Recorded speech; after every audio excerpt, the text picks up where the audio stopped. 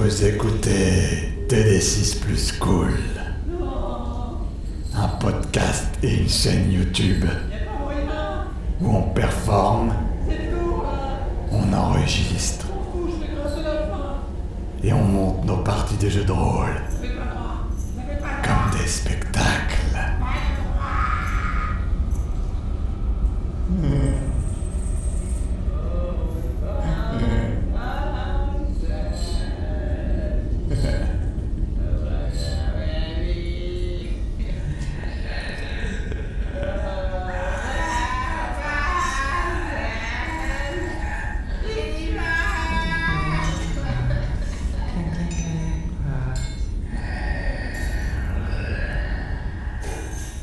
Nous interrompons vos programmes habituels pour une allocution de la Burst Team.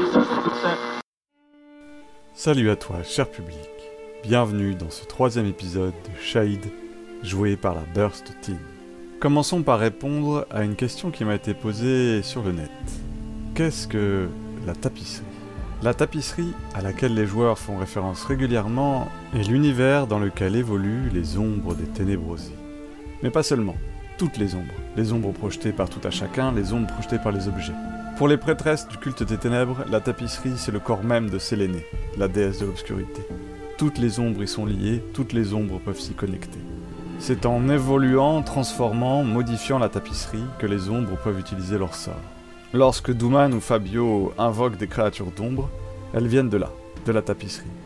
D'ailleurs, les pouvoirs que les ombres utilisent ont une influence bien plus importante que juste donner des capacités surnaturelles aux personnages. En fonction du choix de ces pouvoirs, cela influence sur le caractère et l'autonomie de l'ombre. Au moment de la création de personnages, les joueurs ont eu le choix de répartir 4 pouvoirs entre les capacités physiques de leurs personnages ou le pouvoir de leurs ombres. Plus les joueurs octroyaient de pouvoir à leurs ombres, plus ces dernières allaient être puissantes, mais plus elles allaient être autonomes. Pierre et Sébastien, jouant respectivement Douman et Leonardo, ont choisi l'équilibre. 2 pouvoirs pour leurs personnages, 2 pouvoirs pour leurs ombres. Fabien, qui interprète Fabio, a choisi 3 pouvoirs pour son ombre et 1 pouvoir pour son personnage, ce qui fait de Consigliere une ombre beaucoup plus indépendante, avec un rôle plus important. Enfin, Alain, qui joue Paola, a choisi le choix extrême de donner 4 pouvoirs à son ombre. Ce qui fait de Scortatore l'ombre la plus puissante mécaniquement, mais aussi la plus indépendante. Ce qui fait d'elle un véritable PNJ principal de cette campagne. À présent, retrouvons nos personnages après cette nuit très mouvementée du festival de Mezzogiorno. Que faites-vous maintenant que vous êtes réunis, que la nuit d'un coup semble plus calme ? Vous êtes certes complètement vidé, Leonardo est blessé. Les renforts de la garde arrivent, vous voyez qu'ils sont accompagnés. Et ils sont accompagnés d'une prêtresse qui semble être sortie du lit un peu à la va-vite, qui est habillée comme elle peut. Elle a mis sa couronne solaire, elle a mis ses vêtements, mais elle semble être vraiment s'être habillée au plus vite. Et elle s'approche, Que se passe-t-il ? Que se passe-t-il ? Donc elle voit les fantômes, elle dit « Oh mon Dieu ! Qu'est-ce que c'est ? Qu'est-ce que c'est ?» Et elle s'approche « Oh la pauvre enfant ! J'espère qu'elle n'a pas eu peur !» Parce qu'elle se parle à Paola, parce qu'elle s'approche de vous, vous êtes proche des fantômes qui sont en train de ululer près de la charrette. S'il vous plaît, nous avons besoin d'un guérisseur. Paola est exsangue et va juste avoir un petit geste de recul en voyant arriver la prêtresse. Et elle va se cacher derrière Fabio en se remémorant le fait que Scortatore l'avait précisément mis en garde contre les prêtresses qu'elle trouverait à Montefelone. Oui, Fabio saisit Paola, elle a la plaque contre elle et dit « Oui, non, l'enfant va bien, ne vous inquiétez pas, nous l'avons protégé, mais notre ami, au péril justement de sa vie, s'est interposé et il est gravement blessé, regardez. » Tu vois que la prêtresse se baisse, regarde Leonardo. « Oh oui, mon Dieu, il a été mordu à plusieurs endroits, il faut le soigner vite. » Elle se retourne vers les soldats. « Emmenez-le vite jusqu'à mon appartement, je vais m'occuper de lui personnellement. » Non, mais ça va, je... Non, vous ne pouvez pas dire ça. Vous êtes dans un état catastrophique, ça ne va pas du tout. Emmenez-le tout de suite. Non, mais je saigne à peine. Tais-toi, abruti. Écoute ce qu'on te dit pour une fois. D'accord. Douman, reste avec lui. Oui. Tu restes avec lui tout le long. On se retrouvera après. Douman va suivre Leonardo en restant au plus près de lui. Tu suis Fabio, Leonardo, vous êtes emmené dans la ville, vous serpentez dans la ville, et on vous emmène jusque là où Leonardo a laissé Karl von Dresden. Vous arrivez devant l'appartement, la porte s'ouvre, on montre Leonardo dans la maison, on le monte jusqu'à l'étage, on le pose dans un canapé, vous arrivez dans un salon magnifiquement décoré, et vous voyez Karl von Dresden qui est là, un peu endormi, avec les vêtements plus ou moins défaits, en caleçon. Mais qu'est-ce qui se passe? Mais qu'est-ce que c'est donc ça? Oh, Leonardo! Mais qu'est-ce que c'est? Douman! Mais qu'est-ce qui lui est arrivé? Pas le temps de vous expliquer, Karl. Et elle suit... Où est ma tante? Où est ma tante? Et Douman l'ignore en continuant de faire attention à Leonardo, et elle commence à faire une prière à la muette pour qu'elle veille sur Leonardo. Très bien. Donc, de l'autre côté... au niveau de la charrette, et vous voyez Sarabanda qui commence à utiliser des doux mots et qui a l'air de calmer, d'apaiser les ombres, de les rassurer pour les ramener dans leur corps, et une fois qu'elles sont apaisées, presque endormies, il fait charger les corps dans la charrette. Oui, alors pour le coup, voyant cette scène, je vais plutôt... je laisse partir la prêtresse de la lumière, et je me rapproche de Sarabanda. Pareil, hein, s'il y a de l'agitation ou du monde autour, je m'approche très près de lui. Il y a des gardes autour de lui, la population a quand même... Elle a peur, enfin c'est une nuit assez dure pour la population autour. Donc il y a juste des gardes qui sont là, qui font le boulot et qui transportent des cadavres et qui les chargent. Frère Fossoyeur, savez-vous ce qui s'est passé? C'est une très bonne question. Je ne sais pas. Je n'ai pas compris ce qui s'est passé. C'est unique, je n'ai jamais vu ça. Avez-vous vu les fils qui partaient de leurs ombres et qui montaient au ciel? Des fils? De quoi parlez-vous? Je les ai vus. Il y avait des sortes de câbles comme ceux que l'on utilise pour contrôler les marionnettes. Et j'ai pu sentir une ombre, on va dire, dominante, qui était étendue dans le ciel et qui les contrôlait. Ah. Et si vous aviez prêté attention à leurs cris de souffrance dans la tapisserie, vous seriez aperçu qu'elle demandait de l'aide. Elle n'était pas volontairement violente envers nous. Tu vois ses yeux deviennent noirs et te regardent et te dit « Je ne vous apprends pas à faire votre métier, baladin. Ne m'apprenez pas à faire le mien. Je sais que les ombres souffrent, mais toute ombre qui est dans un corps, qui a perdu son âme de lumière est en souffrance. Cela n'a rien à voir avec cette histoire de corde. » Très bien, mais la prochaine fois que vous serez en train de vous faire submerger par 3 corps décharnés avec des ombres incontrôlables, vous me rappellerez de ne pas intervenir. Toi qui il se ravise, il te regarde, il fait je vous dois effectivement des remerciements. Quant à cette histoire d'ombre, j'ai du pain sur la planche pour amener tout ça dans l'ordre. Nous en parlerons plus tard. Il te tourne les talons et il supervise les soldats qui chargent les corps dans la charrette. Pendant ce temps, dans les appartements de Karl von Dresden, Leonardo, t'as peut-être tourné de l'œil ou je sais pas, est-ce que t'as demandé quelque chose pour la douleur? Visiblement, j'ai un peu de fièvre. Enfin, je commence un peu effectivement à tourner de l'œil. La porte s'ouvre, tu vois qu'il y a la sœur Clarisse. Oh, mon Dieu, il est là. Oh, vite, jeune fille. Tu vois, elle t'attrape la main, Douman. Ah, allez-moi me chercher de l'eau chaude, vite, très chaude. Du savon. Tout de suite. Et Douman se lève et s'exécute avec empressement. Et donc tu lui amènes de l'eau chaude, tu vois qu'elle finit par aller chercher des herbes qui sont dans des cataplasmes, une aiguille, du fil. Et elle va traiter Leonardo, de la manière la plus naturelle qui soit, c'est-à-dire en désinfectant les plaies, en le recousant. Il est sauvé. Il va s'en remettre, ne vous inquiétez pas. Douman, qui a un sale goût dans la bouche, elle revoit des scènes du passé et relève la tête, les yeux embrumés. Pardon, excusez-moi, j'étais ailleurs. Je disais que votre ami est sauvé. Vous pouvez aller vous reposer, il est sous ma protection. Il y a Karl qui s'avance, qui fait « Oui, moi aussi je le protégerai s'il le faut. Je ne laisserai pas ce bon Leonardo dans la panade ainsi. » Si ça ne vous dérange pas, je vais trouver un coin et rester à son chevet. Vous pouvez rester si vous le voulez. Pas de souci, Dame Douman. Vous le connaissez Oui, non, à peine, Vous connaissez mon... C'est un de nos mécènes sur notre spectacle. Il nous a fait une généreuse donation pour notre premier spectacle à Montefelone. Ah oui, les baladins, c'était donc vous. Il paraît que vous avez fait un véritable triomphe. Oh, j'espère que... Je vous remercie, c'est trop d'honneur.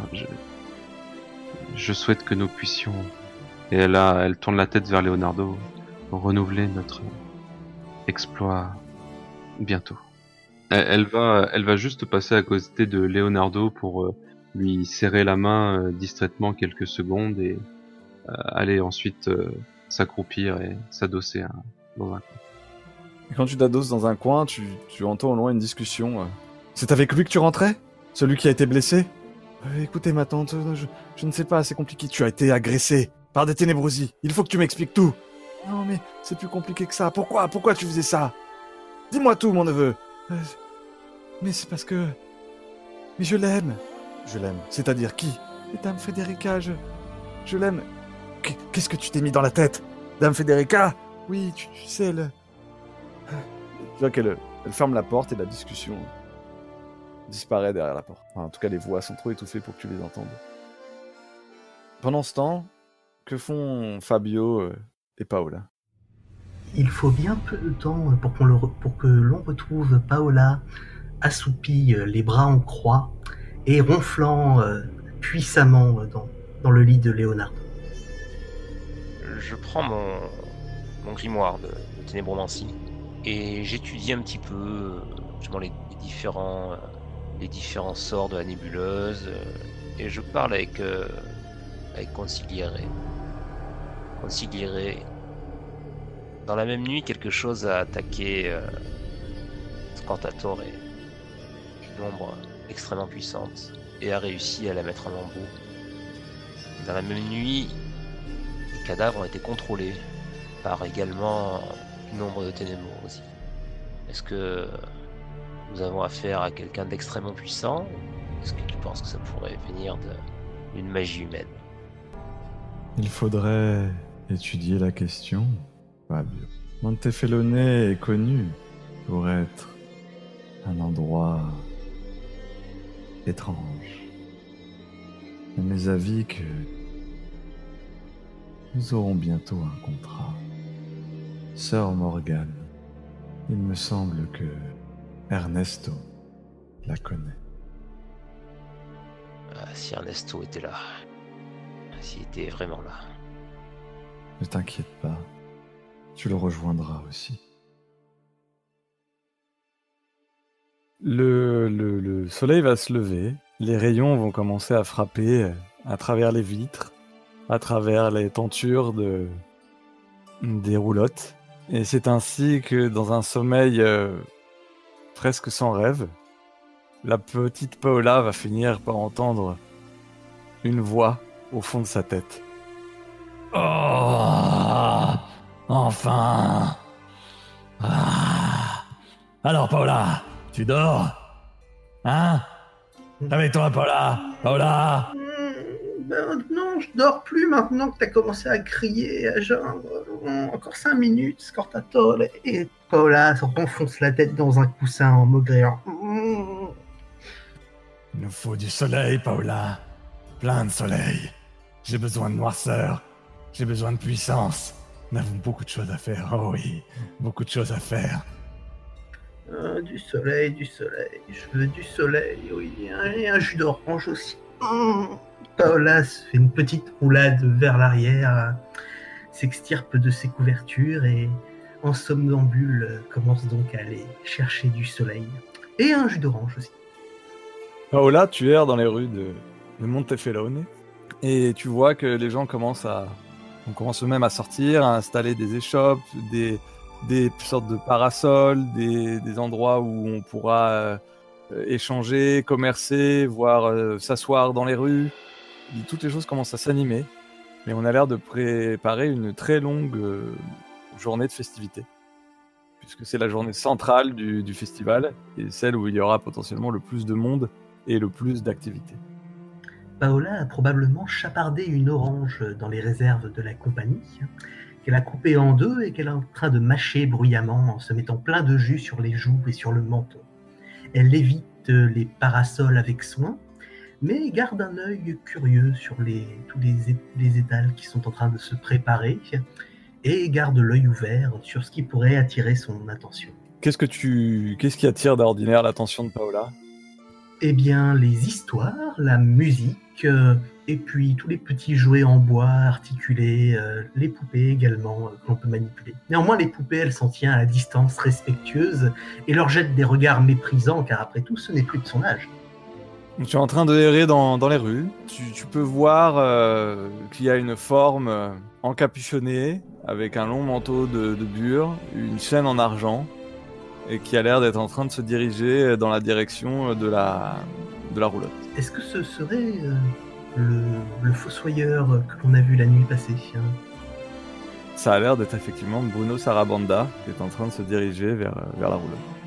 Paola a une petite hésitation et un moment où elle s'immobilise, se rappelant en frissonnant des événements de la veille, et puis resserrant les pans de sa petite cape autour d'elle.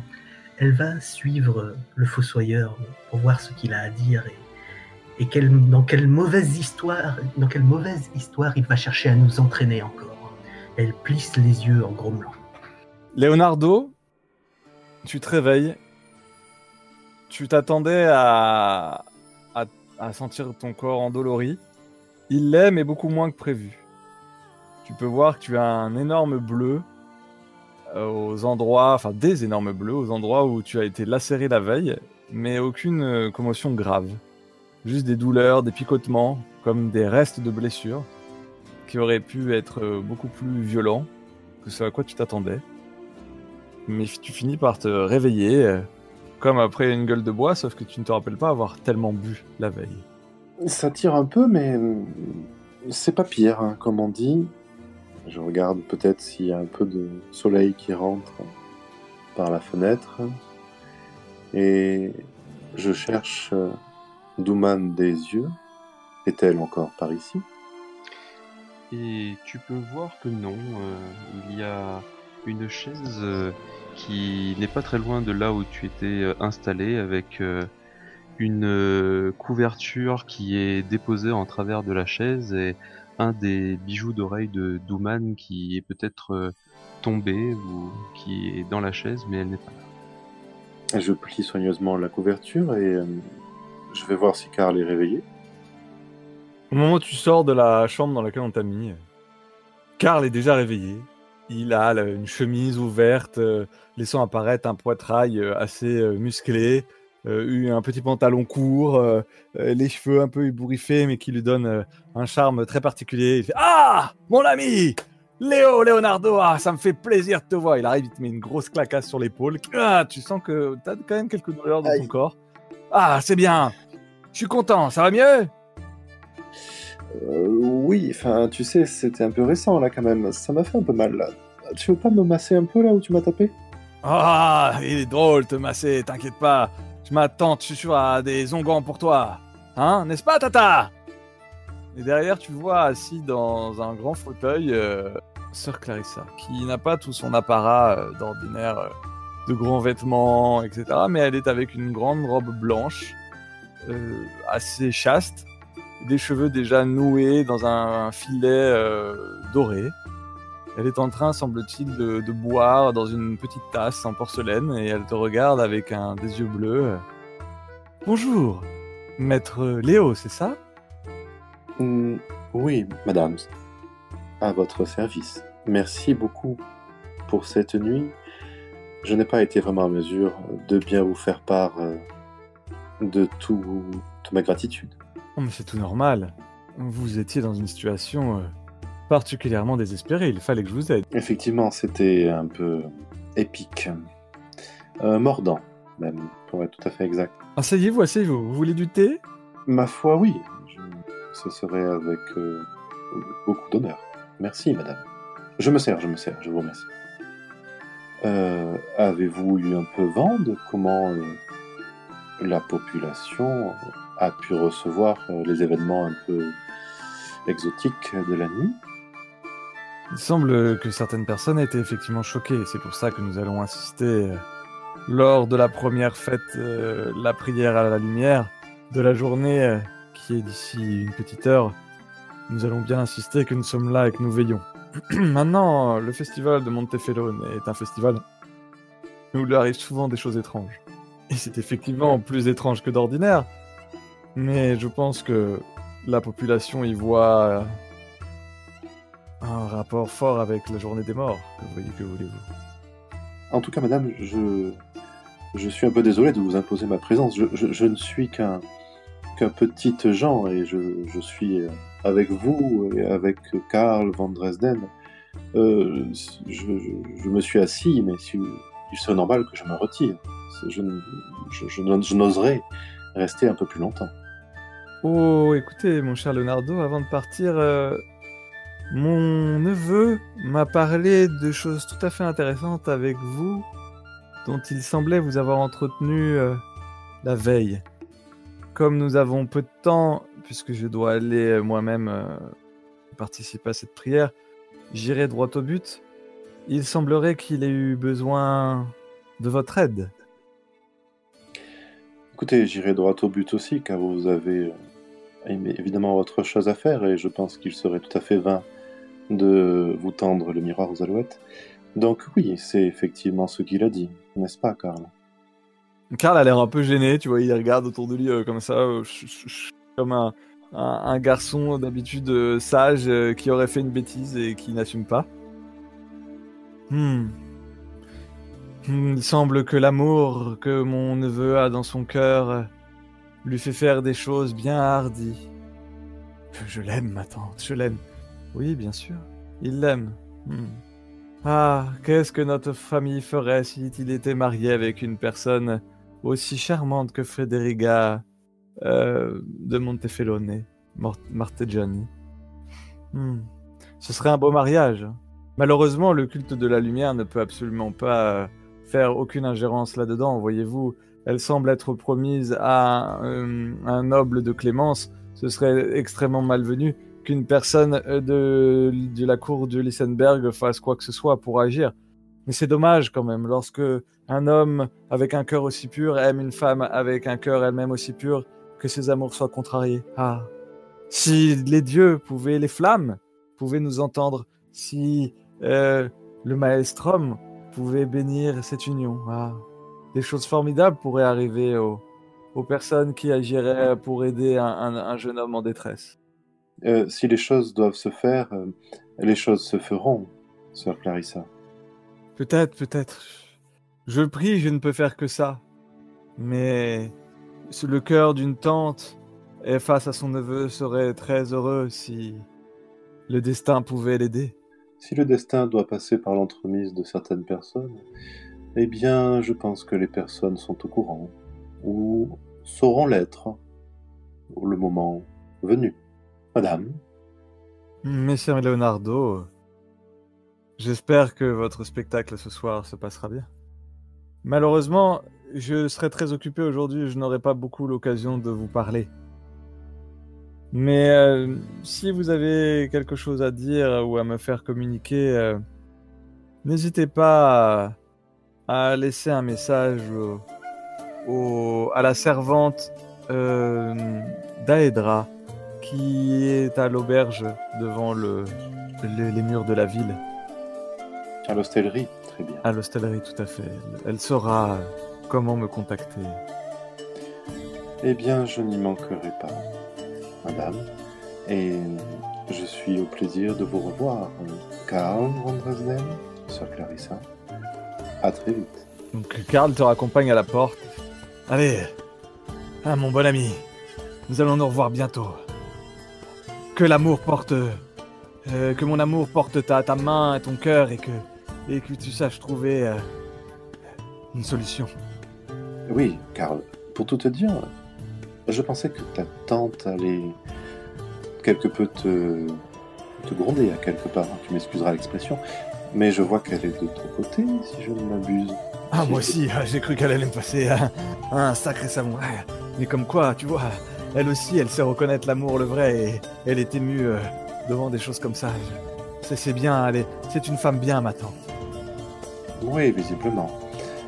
Eh bien, en tout cas, si à la fois l'esprit qui te guide et le cœur qui te porte vont dans la même direction, nous essaierons de t'y porter aussi. Je vais en reparler à Fabio. À très vite, Karl. À très vite. Eh bien, de retour à la roulotte, Fabio, tu entends quelqu'un qui frappe à la porte de ta roulotte. Un toc-toc assez ferme et sec qui attire évidemment ton attention. Donc Fabio ajuste ses vêtements, il est à peine d'enfiler. Je sors à la rencontre de la personne qui a tapé. Tu ouvres la porte et tu te retrouves nez à nez avec Bruno Sarabanda, avec cette tête d'homme qui a certainement trop vu de choses, le regard dur, les lèvres serrées, les cheveux noirs, ébouriffés, des grosses cernes, on sent qu'il n'a pas dû beaucoup dormir. Il a une main dans un tenue avec une écharpe. Et derrière lui, il y a Paola Pitaluga qui fait la grimace. Les sourcils froncés, l'air pas contente de sa présence. Fabio fait un signe imperceptible à Paola pour lui demander de pas se moquer de l'homme, d'une certaine façon. Eh bien, Fossoyeur en chef, que me vaut le plaisir de vous voir de si bon matin. Je peux rentrer. Il y a plus de place dehors qu'à l'intérieur, je préfère vous prévenir. Il y a moins d'oreilles dedans qu'à l'extérieur. Cela se discute, mais pourquoi pas? Rentrons. Donc tu rentres, il s'assoit, il te regarde, il fait « Vous permettez ?» Je fais un geste de la main vers lui, oui. Donc tu vois qu'il a l'air de fermer les yeux, et tu sens que l'obscurité, puisque tu es dans ta roulotte, donc il y a quelques lumières qui passent par des fenêtres, mais l'intérieur est quand même plus obscur que l'extérieur. Tu vois que l'obscurité commence à se densifier. Tu sens que son ombre est en train de s'agiter. Donc ton consigliere te fait clairement comprendre que elle est en train de lancer un sort, l'ombre d'en face. On laisse faire. Et tu te rends compte rapidement que les sons extérieurs sont étouffés et qu'on entend comme si vous étiez très loin avec des parois ouatées entre vous et l'extérieur.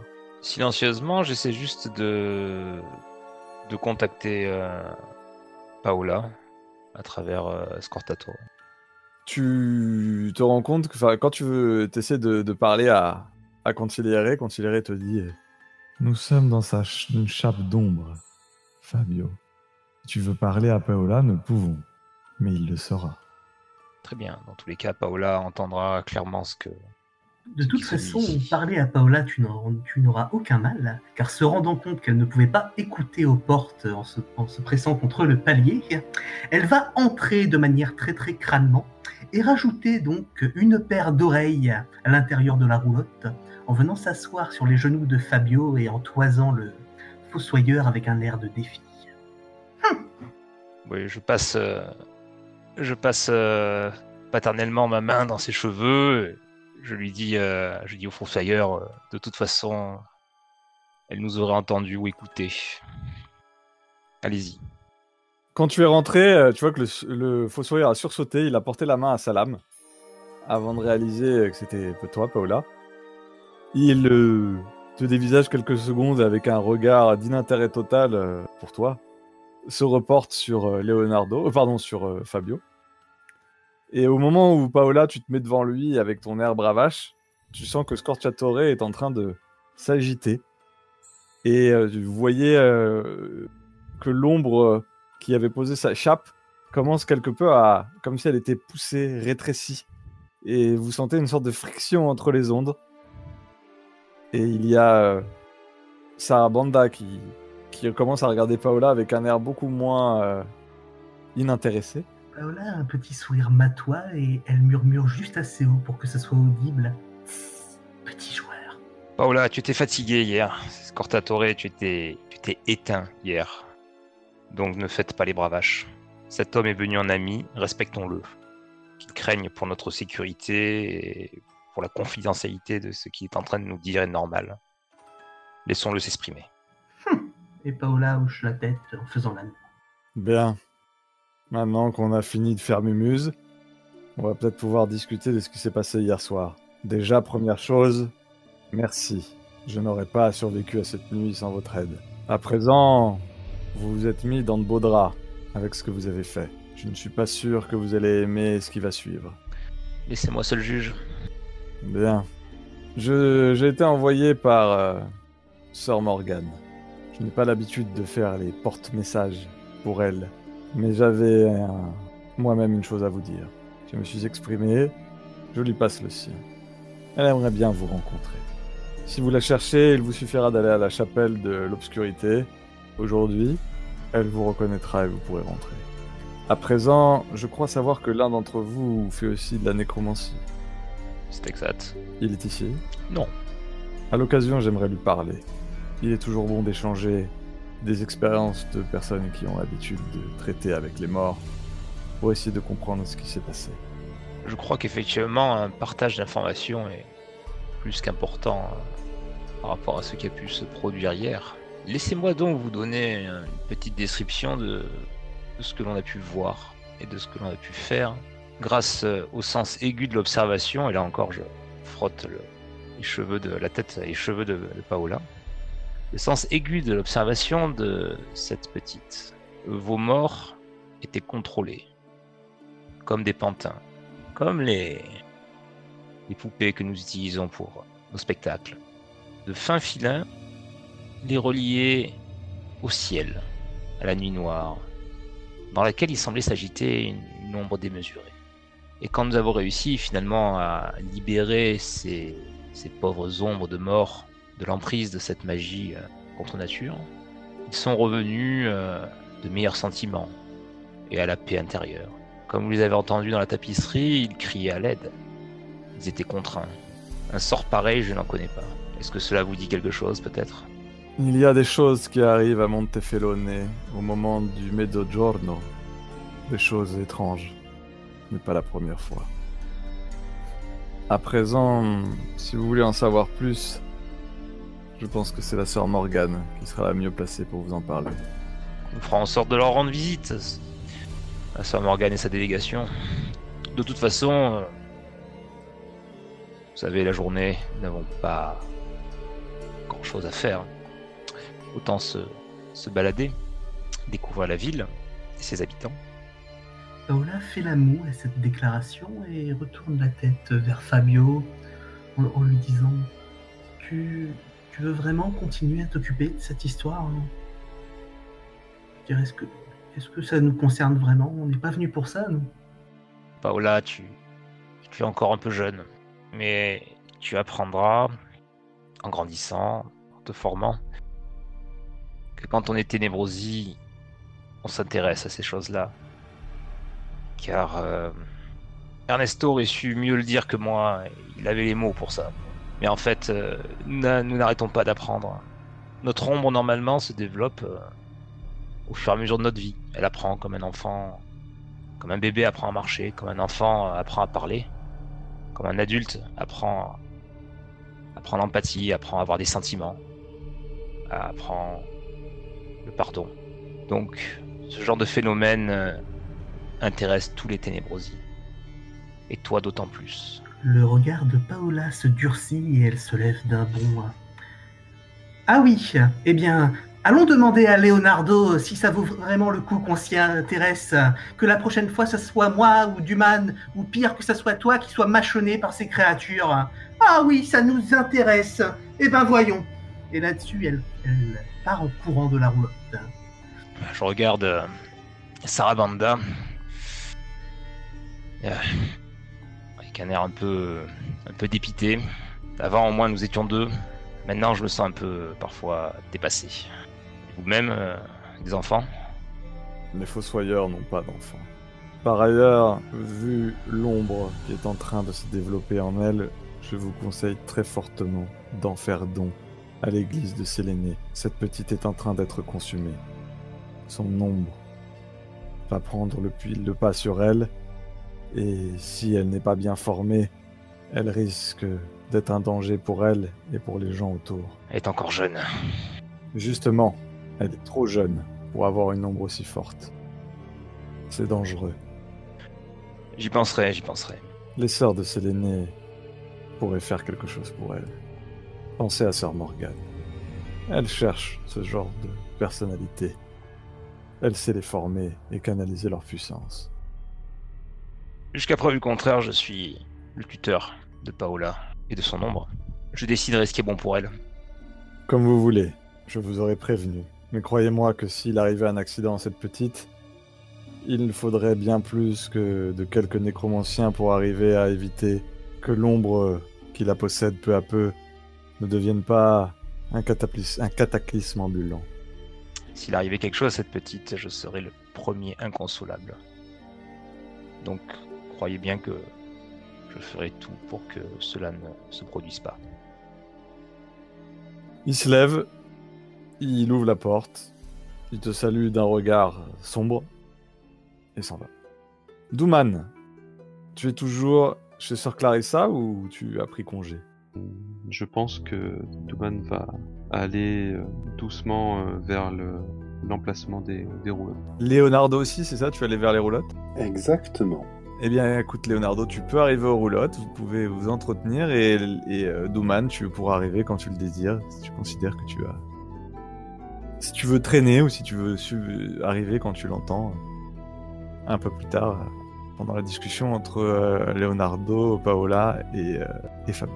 Paola est donc en train de partir en trombe quand elle croise le chemin de Leonardo.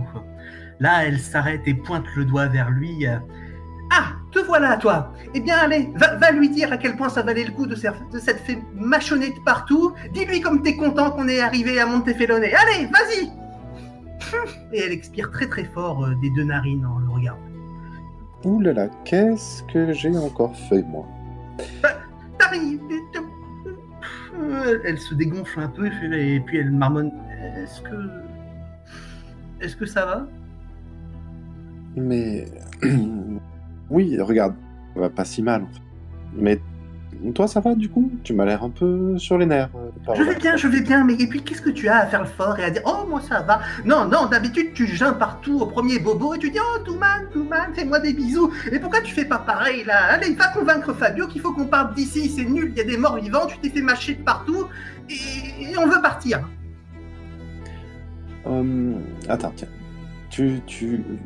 Leonardo se penche un peu vers Paola et la prend dans ses bras, si elle l'accepte, et la porte, si elle l'accepte aussi.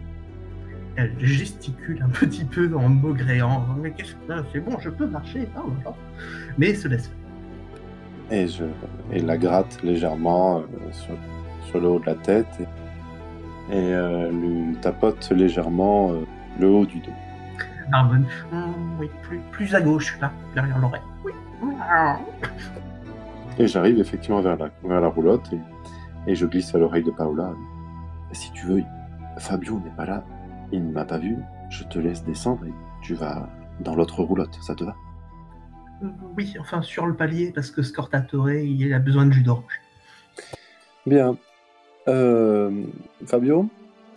Oui, mais en fait, là, tu t'aperçois que la voix qui te répond vient du haut de la roulotte. Ça, je m'étais allongé sur le toit de la roulotte.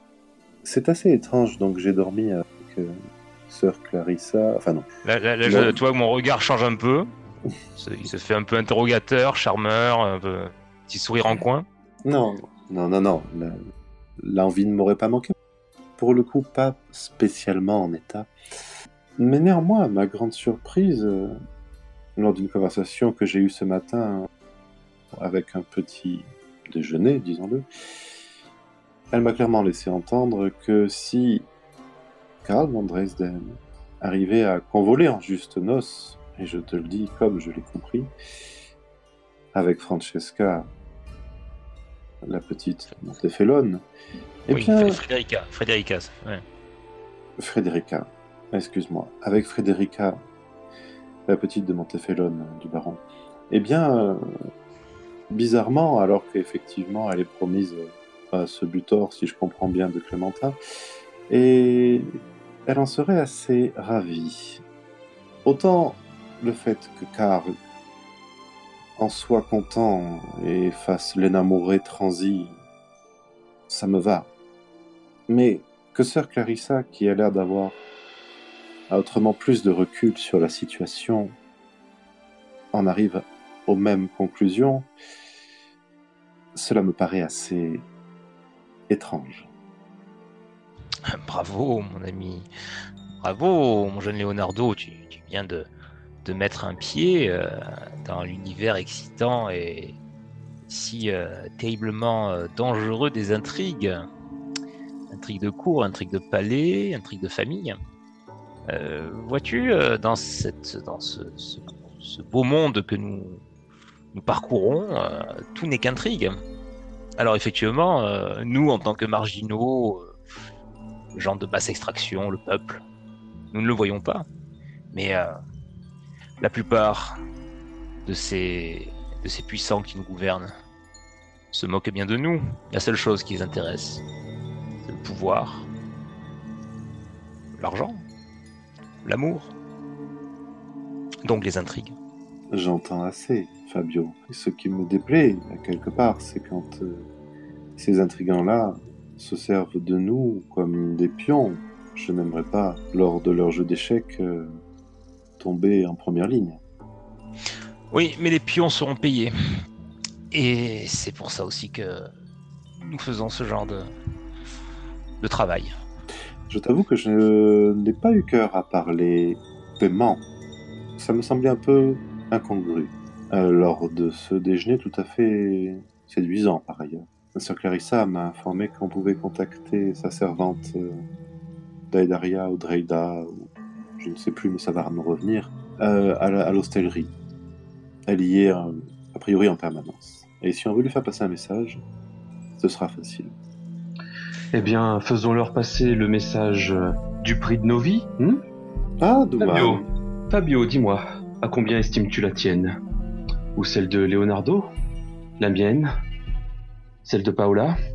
Un bon gros sac d'or peut-être? 2, 3? Douman, tu penses que ce sera beaucoup plus simple si nous partons sur les routes et traversons l'hiver sans un sou en poche? Douman tremble légèrement et ses jointures sont blanches et son visage est blême. Elle est visiblement animée par une colère froide. Pourquoi sommes-nous venus ici, Fabio?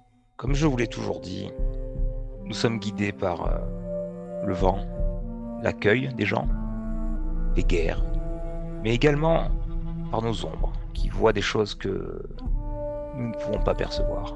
Avant, l'ombre d'Ernesto, qui, même si vous ne l'avez pas bien connue, l'ombre d'Ernesto était extrêmement puissante. Et surtout, elle savait ce qui dirigeait nos pas et ce qui dirigeait nos bras. Aujourd'hui, je peux encore percevoir la trame que nos ombres essaient de nous faire suivre.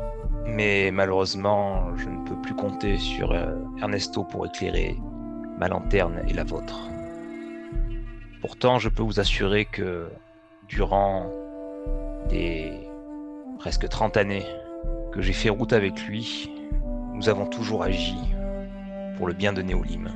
Donc, quand nous mettons nos vies en jeu, ce n'est pas de manière futile, Douman. Mais cela dit, je n'ai jamais forcé personne à le faire, et ça ne commencera pas aujourd'hui.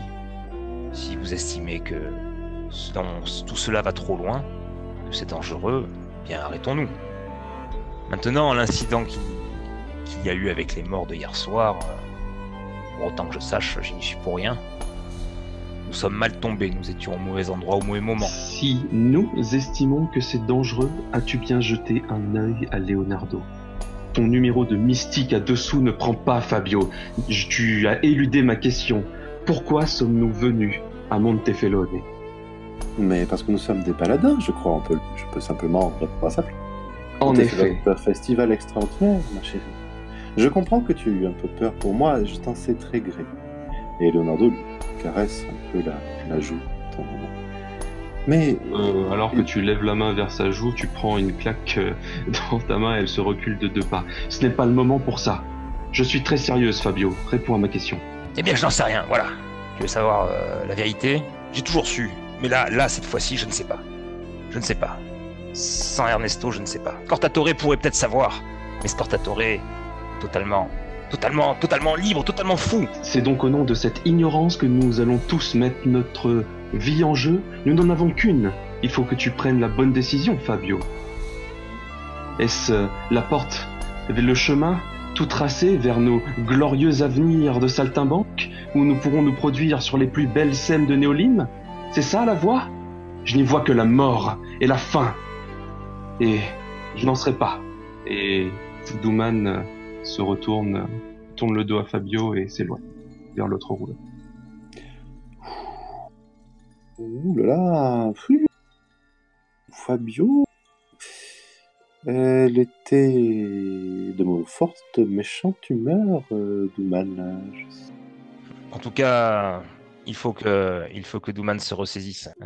Ce qu'elle a vécu hier soir, ce n'est peut-être qu'un prélude à se passer dans les jours qui viennent. Je vais aller voir. Et je prends congé de Fabio et je me dirige vers la deuxième roulotte. Douman?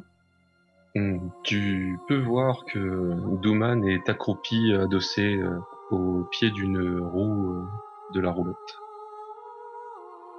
Les bras refermés sur ses genoux et la tête enfouie dans son giron. Je m'approche et je dis, mais Douman, est-ce vraiment tout? Tu es en colère, mais j'ai l'impression qu'il y a quelque chose de plus profond. Oui, tu as raison, on ne doit pas risquer notre vie pour faire la comédie, mais de là à réagir comme ça... Réagir comment? Eh bien... À faire le travail de Fabio, tu veux dire? Penser à la troupe avant de penser à je ne sais quelle quête de gloire ou je ne sais quelle récompense qu'un foutu noble fait miroiter devant son nez? Mais tu sais, on est des petits. On est obligé de passer par là. Qu'est-ce que tu veux qu'on fasse? On n'est pas des intrigants. Il a raison aussi. On est obligé de rien du tout. On peut gagner notre vie simplement et éviter, rester le plus loin possible de toutes ces intrigues de cour qui détruisent des vies. Mais en même temps, qu'est-ce que tu veux qu'on fasse? On est à Montefelon, c'est le festival peut-être le plus connu de toute cette partie de la Lombrie. Tu crois vraiment qu'il va y avoir des spectacles avec ce qui se passe la nuit en ce moment? Mais évidemment qu'il va y avoir un spectacle, pour au contraire, pour faire oublier, on est là pour... C'est le genre de spectacle dans lequel je ne me produirai pas alors. Enfin réfléchis, si les morts continuent à se relever de terre, qu'est-ce que ça veut dire pour nous?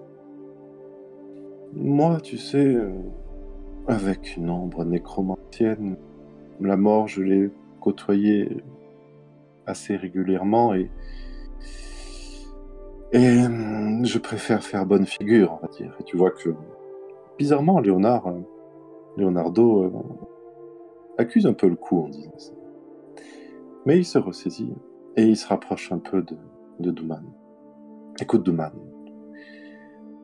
je pense que j'aurai pas les mots pour te convaincre, mais ça me ferait plaisir que tu restes encore parmi nous. Je pense qu'on est plus forts ensemble et je pense que ce serait bien que tu restes encore un peu. Mes lèvres bougent, et pourtant aucun de mes mots ne semble parvenir à vos oreilles. La vie est un don précieux qu'il faut chérir et préserver, pas semer aux 4 vents. Je sais que vous ne savez rien de moi, et que ma parole n'a que peu de valeur. Mais on n'en sait rien de toi, ma chérie, mais dis-nous-en un peu plus, si tu veux. Je suis là, on est ensemble. Je peux écouter. C'est vrai, je fais le fanfaron, c'est vrai. C'est vrai, je fais des sauts périlleux arrière, c'est vrai, je fais l'imbécile. C'est vrai, je te cherche un peu. Mais si je te cherche, j'aimerais bien te trouver aussi un peu, Douman. Alors je suis là. Je t'écoute. Et Douman se lève, regarde Leonardo dans les yeux. Je peux prendre 1000 formes et évoquer 1000 visages, mais une simple brise m'emporte. En excès ou dans un lieu clos, je tuerai sans distinction. Je peux prendre 1000 formes et évoquer 1000 visages, mais je suis le compagnon des balles, et derrière moi, on peut voir sans être vu. Et elle s'éloigne de Leonardo doucement. Et Leonardo la rattrape. Elle lui prend la main, lui retourne le visage. Elle ôte le menton de ta main. Qu'est-ce que tu espères gagner dans cette aventure? Qu'est-ce qui vaut la peine que tu prennes le risque de perdre la vie? Je préfère peut-être une belle aventure à une vie misérable. Réfléchis un peu, Douman. Je crois que je comprends enfin une chose. Tu m'énerves profondément et nous ne pourrons jamais nous comprendre.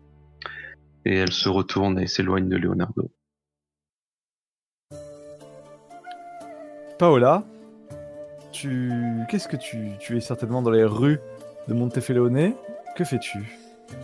Paola était en train de prendre le soleil, mais effectivement, la curiosité aidant et peut-être que Scortatore ayant quelques plans et quelques idées lui-même, elle a pu se laisser séduire par l'appel de la ville et déambuler à nouveau. Eh bien, on va dire que Paola va aller visiter un peu du côté de la...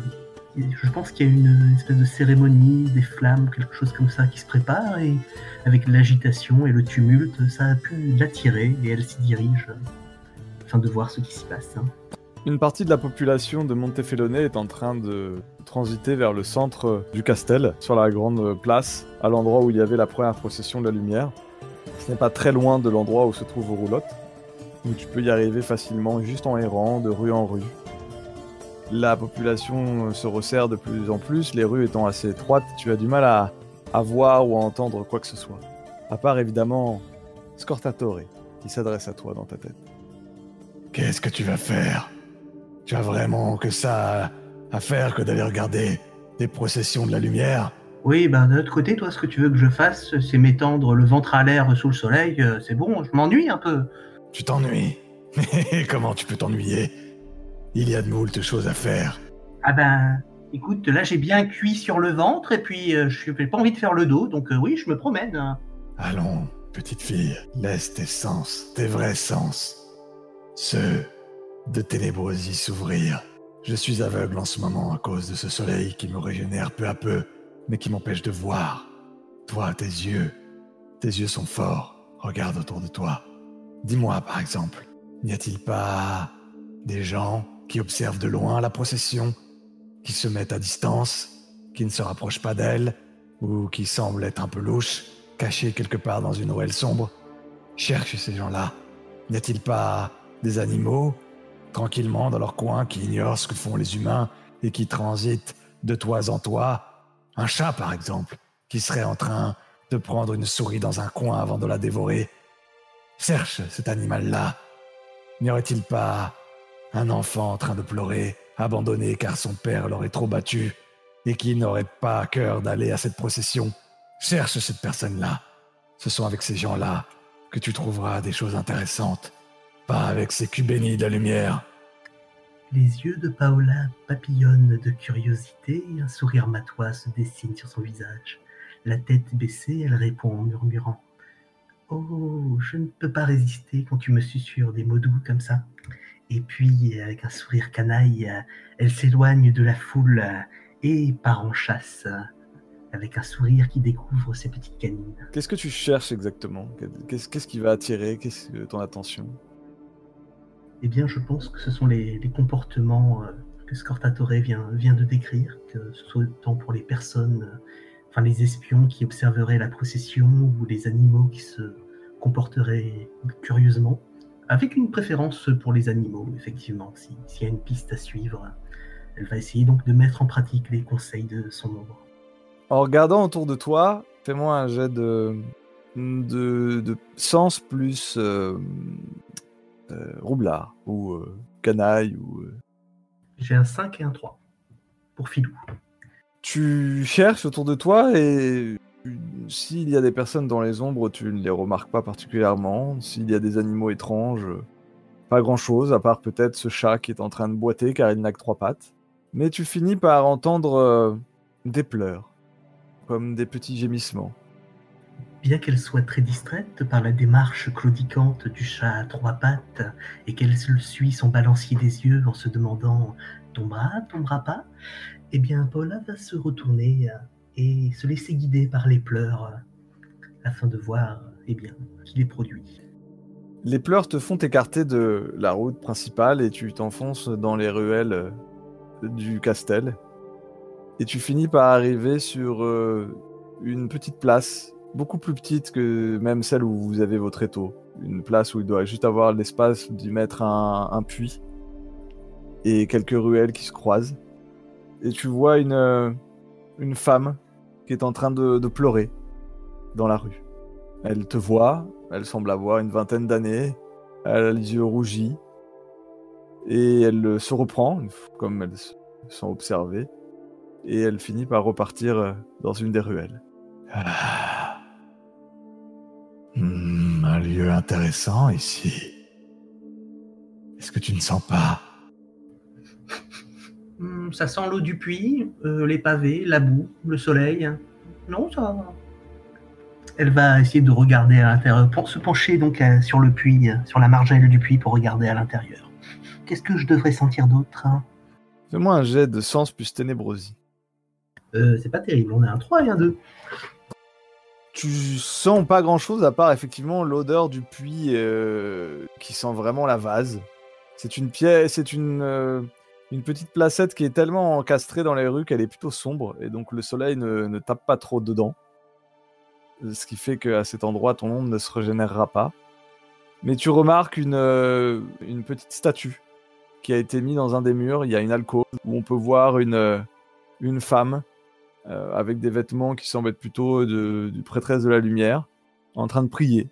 Donc comme une sorte d'autel. Vraiment discret et dans une place qui est presque très reculée, anodine.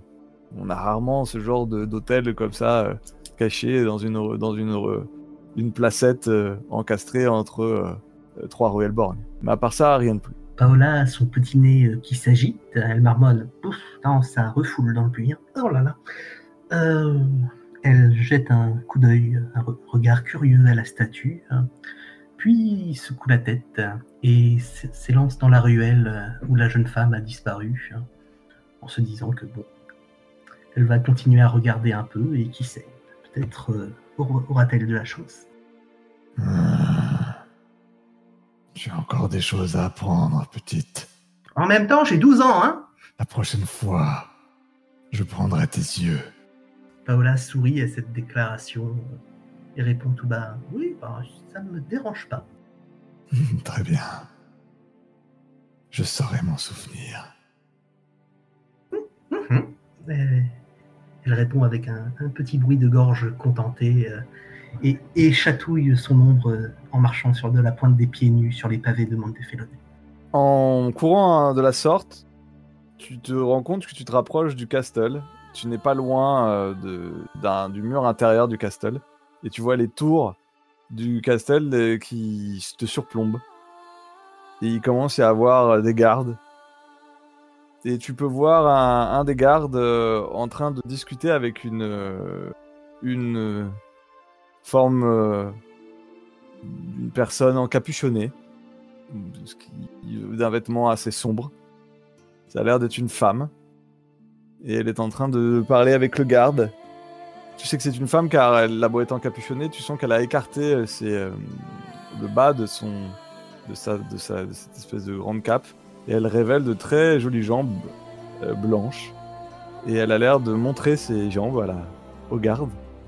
Et le garde a l'air d'être très intéressé par les jambes qu'il regarde.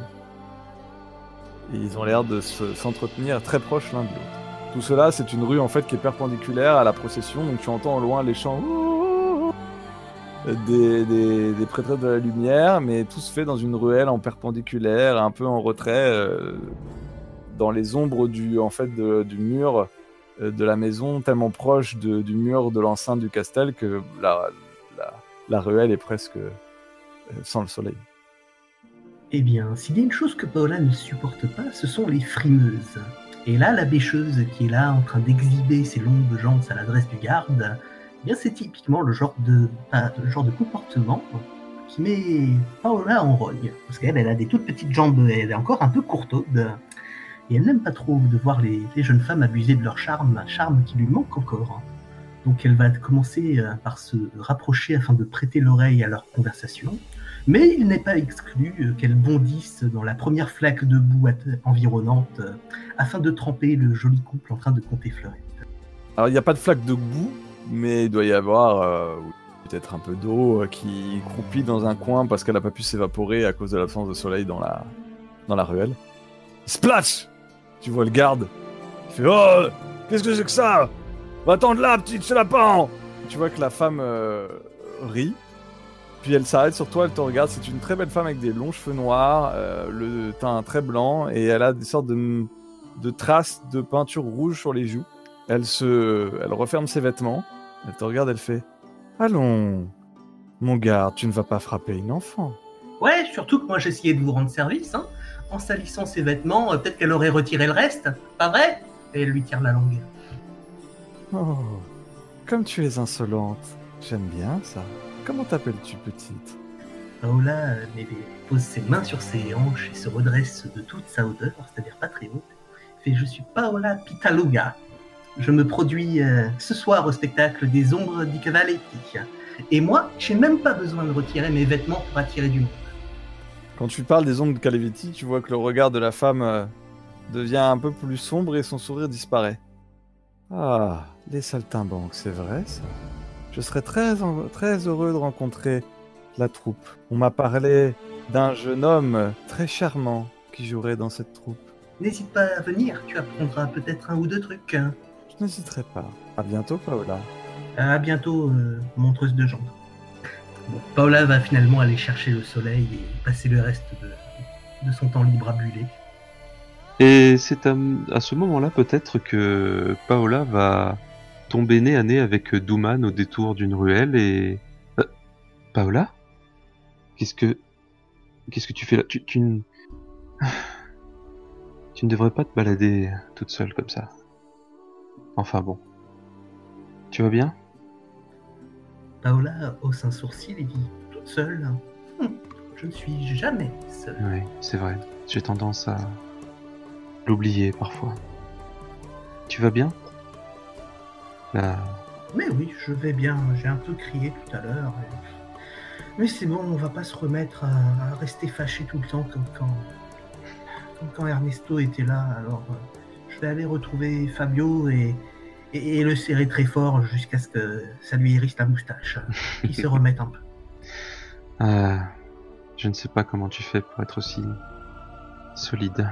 Tu me fais penser à Perle de nuit par bien des côtés. Perle de nuit. C'est quoi comme nom ça? Tu ne dois pas connaître. C'est un conte qu'on raconte dans ma région. Voilà. Peut-être qu'on aura un moment pour que je te le raconte, si tu le souhaites. Paola hoche la tête, friande d'histoire, même si elle ne paraît ne pas y toucher. Elle ne fait aucun doute qu'elle viendra écouter avec empressement. En attendant, je vais rentrer. Fabio va s'inquiéter. Ouais, je pense que je vais rentrer avec toi aussi. Très bien. Eh bien, j'espère que tu es capable de suivre le rythme, dit-elle en commençant à trottiner sur les pavés. Et Douman a pour la première fois depuis un certain moment un petit rire qu'elle laisse échapper et s'élance à la poursuite de Paola sur les pavés.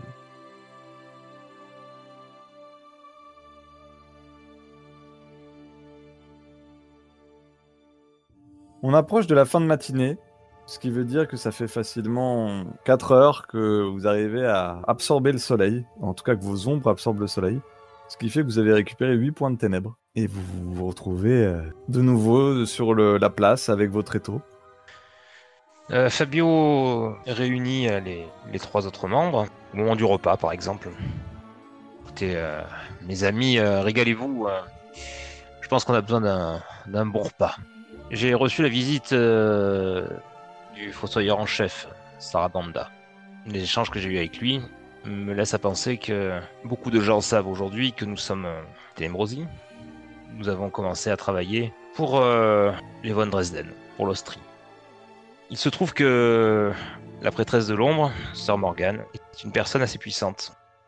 Je souhaiterais m'entretenir avec elle. Je pense qu'il est important que nous sachions à qui nous avons affaire, car si nous aidons von Dresden, c'est elle qui sera en face. Maintenant, si cette idée déplaît à certains d'entre vous, et nous verrons ce que nous pouvons faire d'autre. Déplaire. Le mot est faible, Fabio. S'il y a une vraie raison pour que tu veuilles nous faire rester dans ces murs maudits, alors parle sans détour. Je regarde Paola, je lui donne une pièce d'or. Je lui dis, Paola, j'ai oublié de prendre des pastèques. Est-ce que tu peux aller chercher une grosse belle pastèque? Paola avait d'ores et déjà un demi-jambon dans la bouche et ses yeux s'illuminent d'un seul coup. De la pastèque! Elle attrape la pièce d'or et ne se fait pas prier pour aller dévaliser les étals. Quand je suis sûr que son ombre, surtout, est suffisamment loin pour ne pas percevoir ce que je vais annoncer, je me rapproche de Douman. Puisqu'il faut parler carte sur table, sache que ce que je suis en train de faire, ce n'est pas pour de l'argent. C'est pour la petite. Son ombre, Scortatore, a pris une place, j'ai envie de dire, un peu trop importante dans nos vies, mais surtout dans la sienne.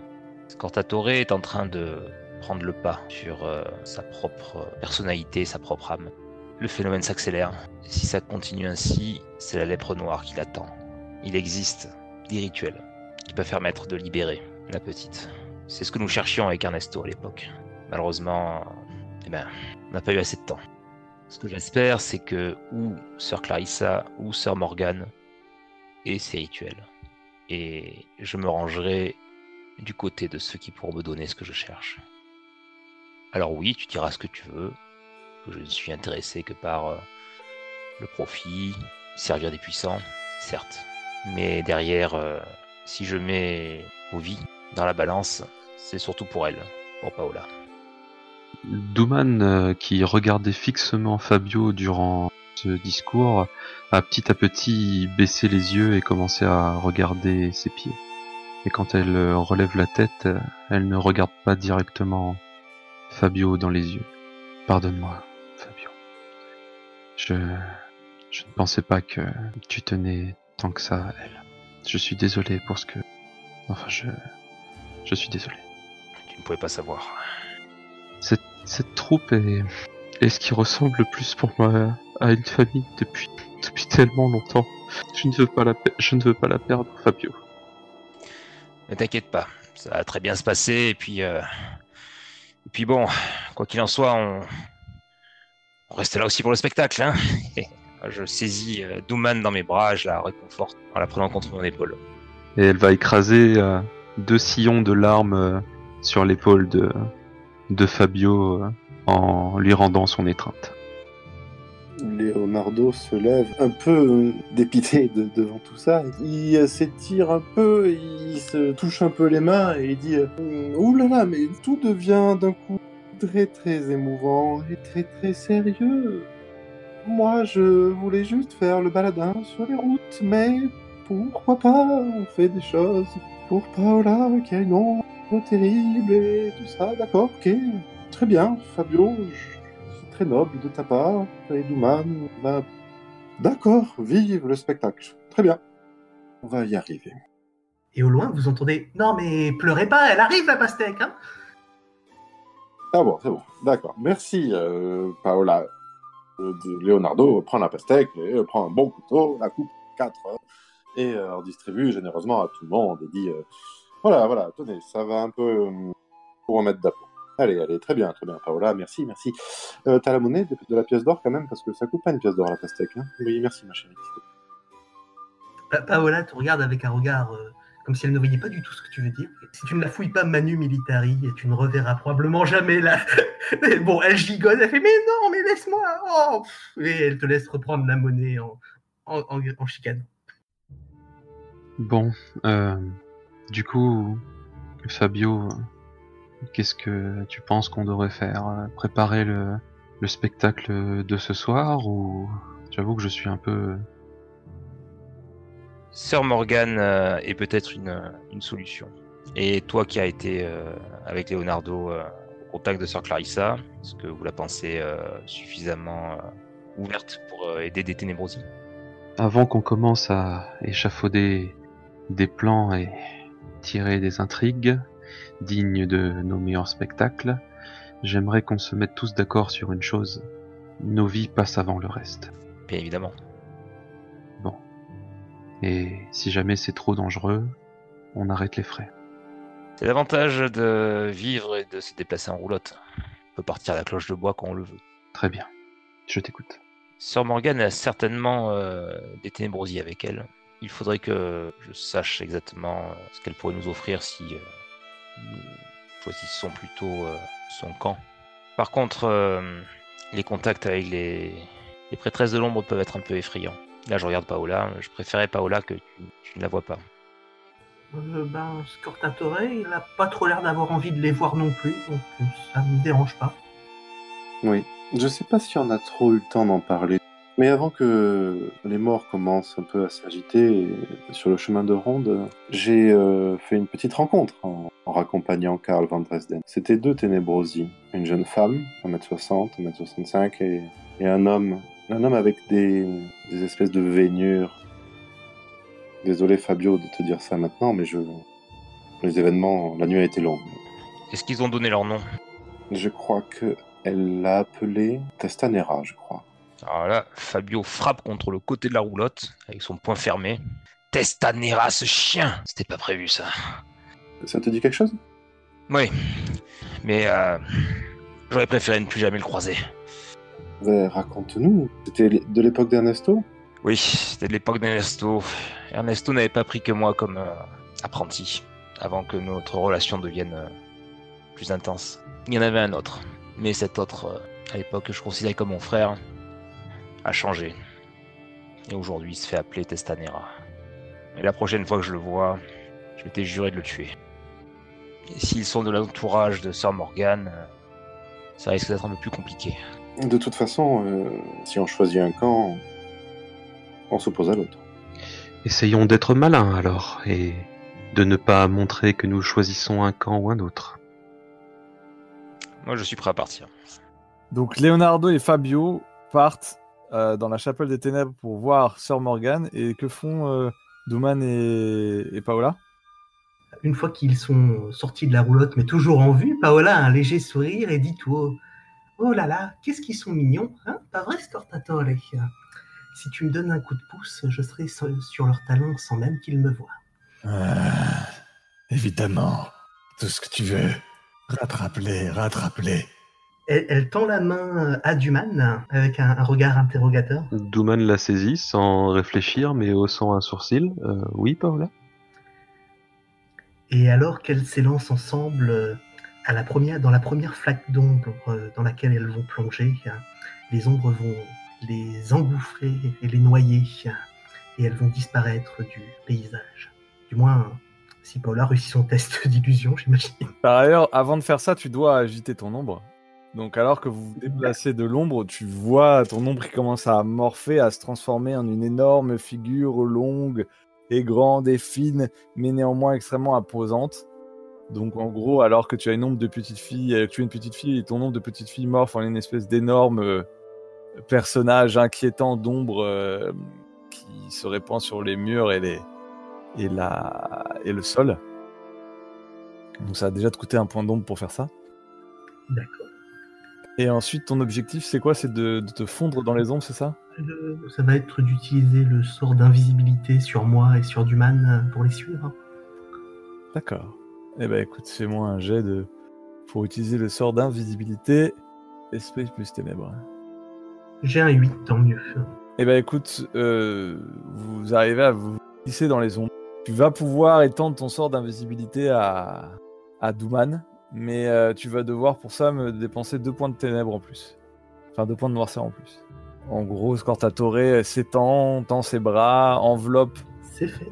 Douman. Et tu vois qu'à ce moment-là, tu entends ton ombre Douman qui te parle, qui fait Allons, que se passe-t-il? Regarde-moi ça. Encore une fois. On ne va pas se laisser faire comme ça. Tu n'as pas besoin de l'aide de cette grande pain-bêche, n'est-ce pas, Douman? Nous avons largement de quoi nous en sortir par nous-mêmes, n'est-ce pas? Tout à fait, Nesrine. Mais nous n'avons plus besoin de briller en société. Méfie-toi, Douman, méfie-toi. Scortatore est moins protectrice que tu ne pourrais le croire. Je n'en doute pas un seul instant, Nesrine. Mais je n'ai rien dit, évidemment. Silencieuse comme la nuit, nous suivons donc Fabio et Leonardo sur la pointe des pieds, dans un monde étouffant qui nous paraît plus moite et légèrement voilé, tout en clair-obscur, et en évitant à la dernière seconde les passants qui se mettraient en travers de notre chemin, sans jamais que Paola ne lâche la main de Duman. Vous n'êtes remarqué par personne, ou peut-être par un chat, ou un enfant, qui doit dire à sa mère « Maman, maman, il y a une ombre qui vient de bouger là !»« Oh, ne dis pas de bêtises, viens par là, il y a une belle fanfare qui joue là-bas. » Douman ne peut s'empêcher de réprimer un sourire en regardant Paola et lui dit décidément une vraie petite perle de nuit.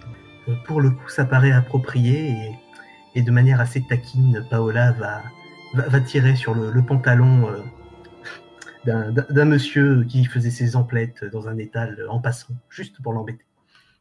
Pablo, Leonardo et donc les 2 espionnes, vous finissez par arriver dans un coin du castle, pas à l'intérieur des murs du château lui-même, mais non loin, c'est attenant au mur. Vous voyez donc une petite échoppe assez basse, mais on sait que c'est un temple des ténèbres, puisque la porte a une forme très particulière, comme une sorte de demi-lune.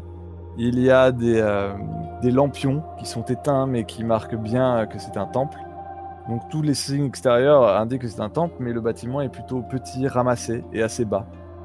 L'intérieur est totalement obscur. Il n'y a pas un poil de lumière. Et au bout de quelques instants, vous commencez à avoir des choses qui rougeoient. Vous vous rendez compte qu'il y a des petits braseros, mais qui mettent une lumière presque étouffée par les ténèbres de cette entrée. Et vous voyez arriver une femme qui doit avoir une trentaine d'années. Elle a les yeux cousus. Elle est à une grande robe noire. Elle s'approche de vous et que Séléné vous bénisse. Vous venez pour vous recueillir face à la muette. Plutôt, nous souhaiterions avoir une entrevue avec Sir Morgan. Oh, Sir Morgan est une sainte femme, elle est beaucoup occupée. Dites-lui que nous sommes des baladins sans occupation. Vous voyez que la prêtresse frémit. Les ombres autour de vous ont l'air de chuchoter. Et la prêtresse s'arrête et fait « Elle vous attend ». Et elle vous indique une deuxième porte qui a l'air d'ouvrir sur un escalier qui descend, semble-t-il, sous le sol, dans une sorte de cave, les profondeurs sous la ville. Comment font les 2 filles pour s'inviter à la réunion qui va avoir lieu? Paola ne va pas faire montre de trésor de précaution, ou même se douter. Elle ne doutera pas de l'invincibilité de Scortatore et croira fermement en sa magie. Alors que Douman, plus pragmatique, se dit que de toute façon, s'ils se font rattraper, il y a Leonardo et Fabio juste devant, quoi. Donc vous rentrez par la porte, vous vous retrouvez dans cette même pièce complètement obscure. Mais évidemment, en tant que ténébrosi, vous arrivez à apercevoir en fait des choses étranges, car vous ne voyez pas les murs de la pièce, mais vous voyez que la tapisserie, c'est-à-dire les ombres qui vous entourent, ont l'air de se mouvoir, de bouger, comme si 5 ou 6 ombres de ténébrosi en fait étaient là et veillaient dans l'entrée et vous regardaient. Et vous voyez la même sœur aux yeux cousus qui s'avance vers vous. Mes filles, vous venez chercher le repos de la et la sagesse de Séléné? Paola va être un petit peu surprise d'être vue et elle va d'abord commencer par confirmer en lui agitant la main devant les yeux pour être bien sûre. Après quoi elle fait « Ah, elle nous voit! Qu'est-ce qu'on fait, Duman ?» Eh bien, il me semble, avec Douman a un grand sourire en direction de la prêtresse et ensuite vers Paola, il me semble que commencer par dire bonjour et se présenter sont des choses à faire, tu ne crois pas, Paola? Paola hoche la tête et dit « Bonjour, je suis Paola Pitaluga et mon ombre Scortatore, qui elle regarde par terre, voulait dire bonjour à Gabriel. » À Gabriel, à Sœur Morgane, petit oiseau. Ah oui, tous mes leurs noms, tu sais, moi.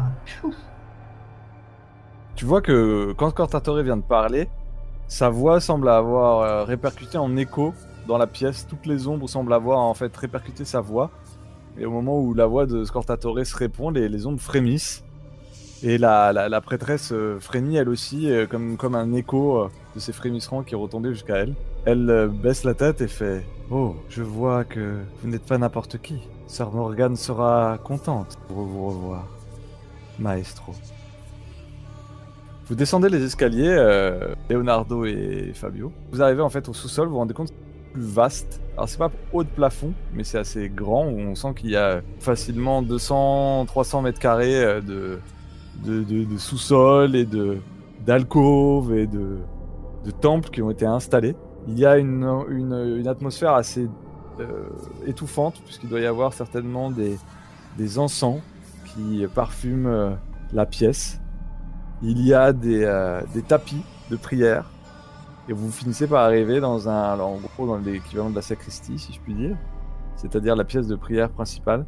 Et il y a une forme assise sur par terre, une femme avec la robe de prêtresse.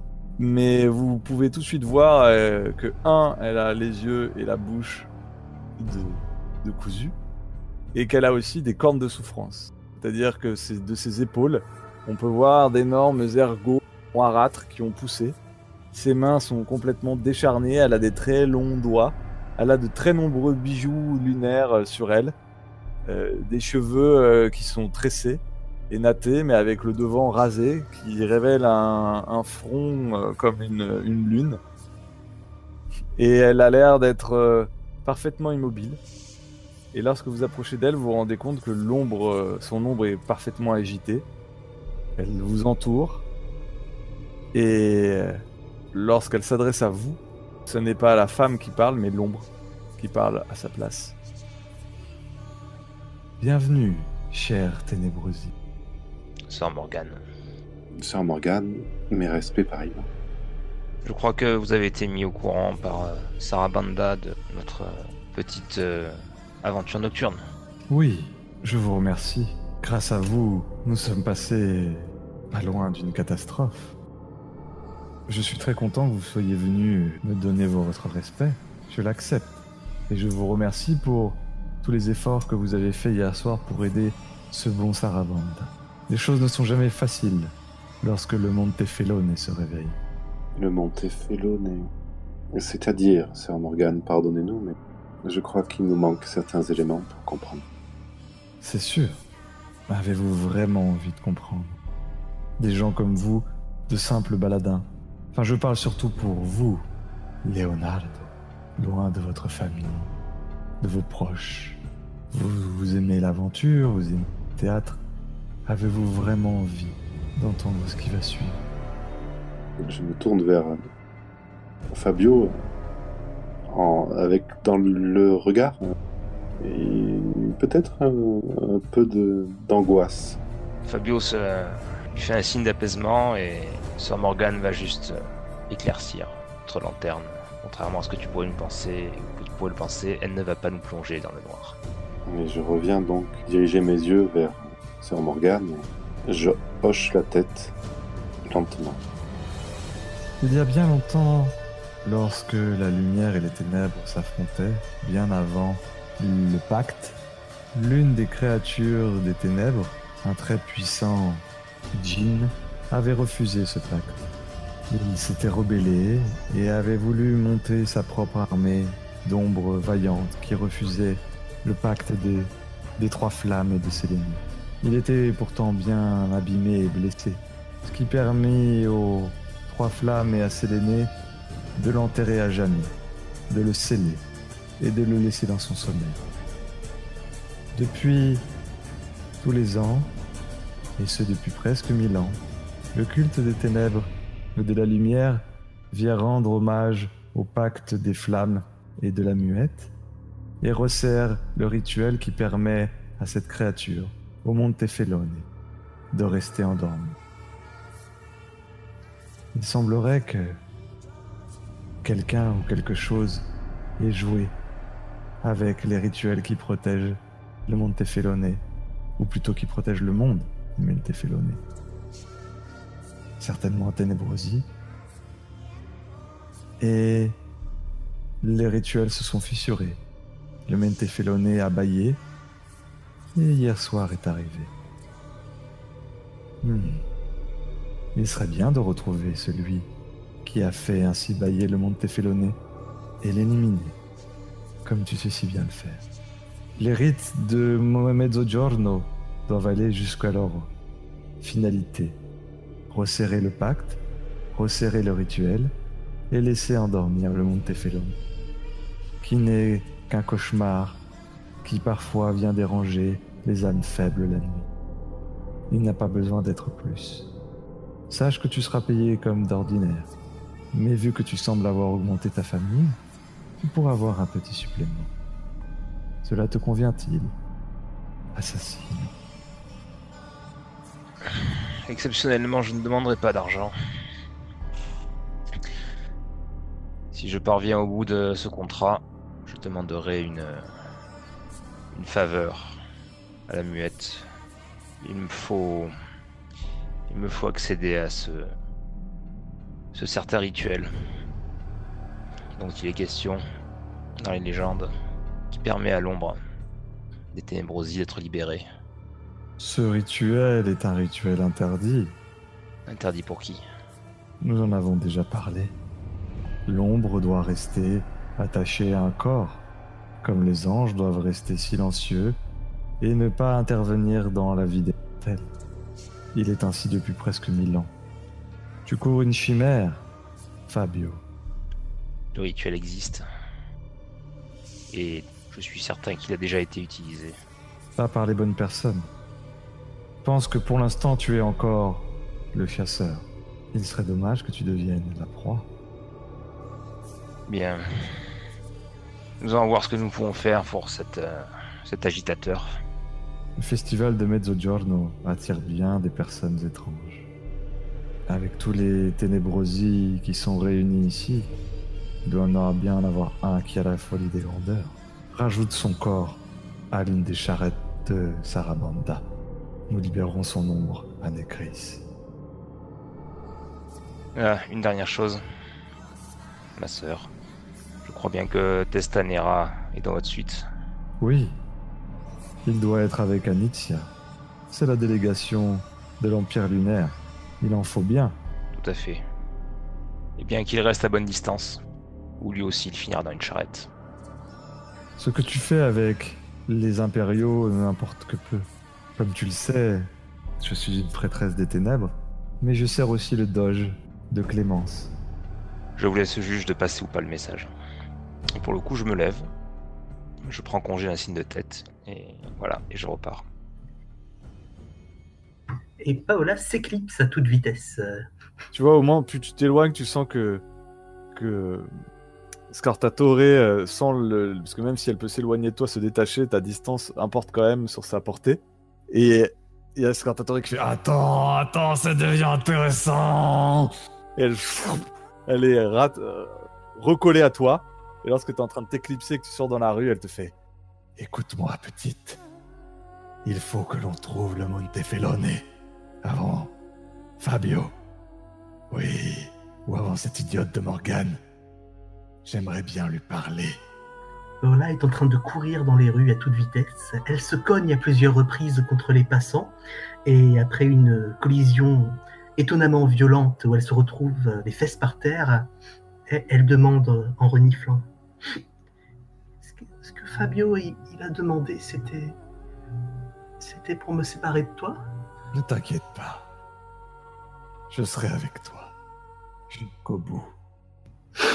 Elle renifle très très fort et dit « Parce que ça n'arrivera pas. » Là-dessus, elle se relève, les mains pleines de poussière, et dit « D'accord, Montefellone ou ce que tu veux, allons le chercher et nous le trouverons avant eux. »